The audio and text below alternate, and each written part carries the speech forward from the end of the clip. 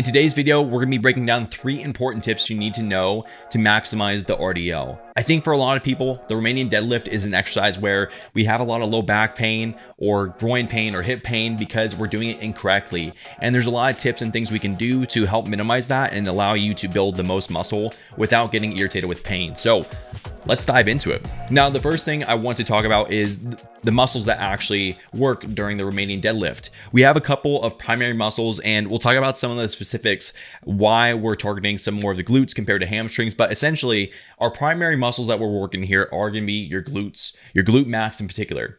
That's this big cheek right here. We have our hamstrings. We have our low back muscles. Some more of the erectors. We'll have our thoracolumbar fascia working here as well. But essentially, we're working more of the low back here in this case, the erectors, to keep it pretty brief.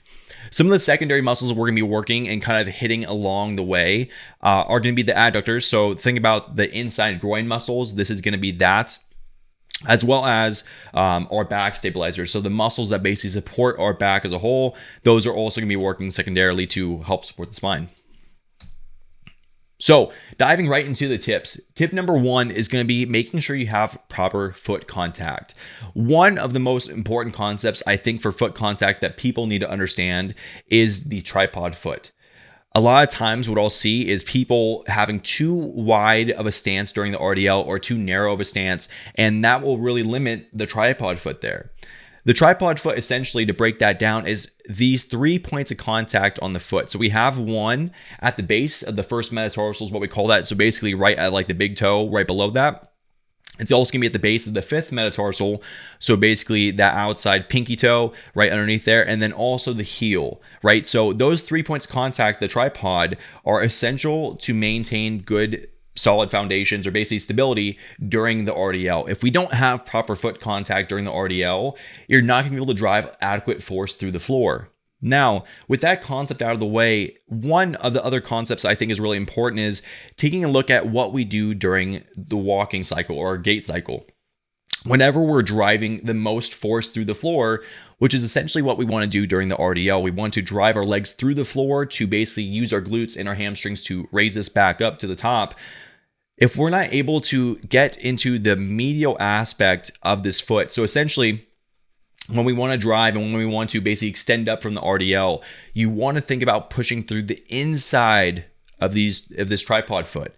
So the big first metatarsal here, and then we also have our heel. We want to be driving more through those contacts versus this outside toe. With that being said, we still want to keep pressure through the outside foot because we don't want to lose that tripod contact, but it's going to allow us to drive a lot more force to the floor because every time we take a step, and when we are actually in the normal walking cycle, as we take a step to propel ourselves forward and we push through the floor, we're actually going to be on the inside aspect of this. So using that to our advantage, our body is going to be the most advantageous and have the best congruency as far as joint alignments and just how your body's going to move. It's going to be best when we can push a little bit through the inside aspect of that foot. Now, this doesn't mean that we're going completely flat-footed, but this does mean that you just want to be a little bit more on the inside versus the out. Now, one thing, like I said, that I see a lot of times is going too wide with the feet or going too narrow with the feet. So what you want to do is get somewhere a little bit more narrow and right below the hip joint is what you want.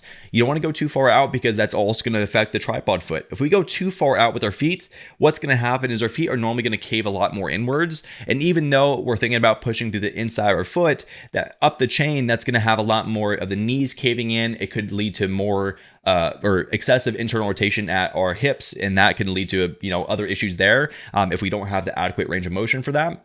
But if we go too narrow, we're going to be more on the outside of our feet and not be able to drive adequate force through the floor.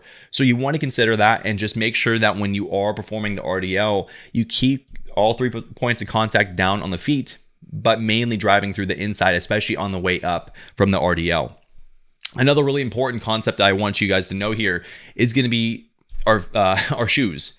If we are doing RDLs or any kind of deadlift in a big squishy heel, something like a Nike, I don't even know, some kind of Nikes or any kind of like running shoe that has a lot of support in the back, that's also going to throw off this tripod foot. Because think about it, it's basically as if you're squatting on a pillow or you're trying to do movement on a pillow. There's a lot more give there versus being straight on the floor.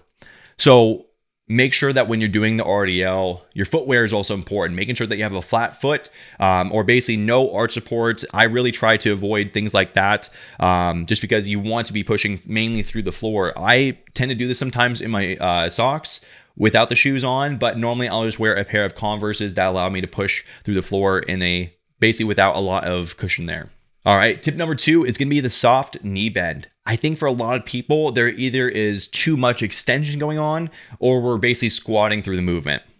Too much knee bend during the Romanian deadlift is going to take tension away from our primary muscles. Essentially, instead of working our glutes and having this good hip hinge like movement, we're basically doing a squat at that point when we start to bend the knees more, because anytime we bend the knees, it takes force and kind of the tension away from the glutes and the hamstrings and puts it more on our quads.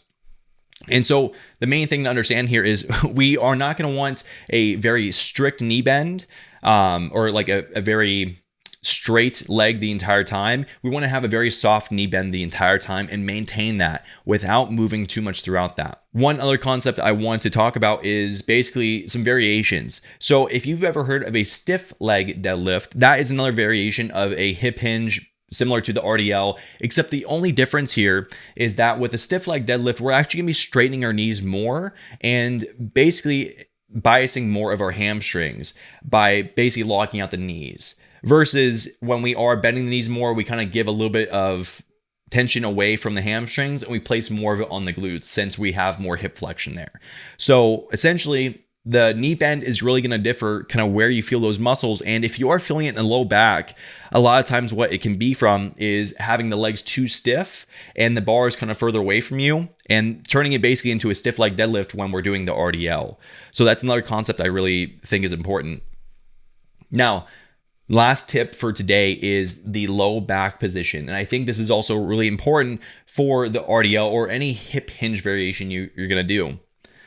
If we have too much happening at our low back versus the actual hip hinge as far as moving our hips back as we lower our torso, that's going to cause more low back discomfort, because instead of moving through our hips like we should and kind of moving through our glute muscles, those muscles are taking the tension. We're now just using our low back to compensate for that. And that's where we're getting the motion from, not from our glutes, which we don't want to move too much at our spine. That's going to cause a lot more pain. And the more movement that we have there, especially when we're lifting heavy weights, we have a higher risk for injury. So of course we don't want that. So what I want you to think about going into the RDL is, instead of bending over like most people think we're doing, we're just bending over, we're kind of rounding the back a lot. No, this is a hip hinge. What we want to focus on is, as we push our hips back, we're going to lower our torso down to the floor. That's going to be the most important thing here, because that's essentially how we put tension on the glutes and the hamstrings. Another good tip here that I think is really important to not turn this into a stiff leg deadlift and cause more low back, basically, or more torque at the low back. What I would do is keep the weight closer to your body as you lower yourself down. Keeping the weight through the heels and then keeping the dumbbells close to the body as you lower down will help promote more of a hip hinge position and put more tension on the glutes, hamstrings, and keep the weight on the back. Versus if we are putting the weights out in front of us, that is a recipe to have more low back pain for sure. And one other last kind of comment on the low back is, if you are having low back discomfort during the RDL, a lot of times what could be happening is basically we could be lowering our torso down to the floor, but not pushing our hips back any further. If we aren't able to push our hips back further and get a deeper hip hinge, at that point we start going down, we're only moving through our low back at that point. So what you might want to do is either decrease the amount of motion that you're going through. So maybe you can put a box on the floor and with a kettlebell and going down to that box and going back up at a reduced range of motion to help allow you to work through the range of motion that you can feel without any pain and allow you to get stronger in those same muscles. And as you get stronger, as you get more proficient at the lift, you can slowly remove the box or basically keep on lowering it as you get better at it. Or you could just decrease the load. So if you're having discomfort even with with 25 or 30 pounds, you could go down and start out with 5, start out with nothing and see how that goes and see how that feels. If you can tolerate that, then continue at that for a couple weeks and make sure that you're progressing in there and just work on the technique, work on execution, and work on mastering it from there. But guys, this is 3 tips that I think are going to help you out. If you got value from this, make sure to hit like and follow for more.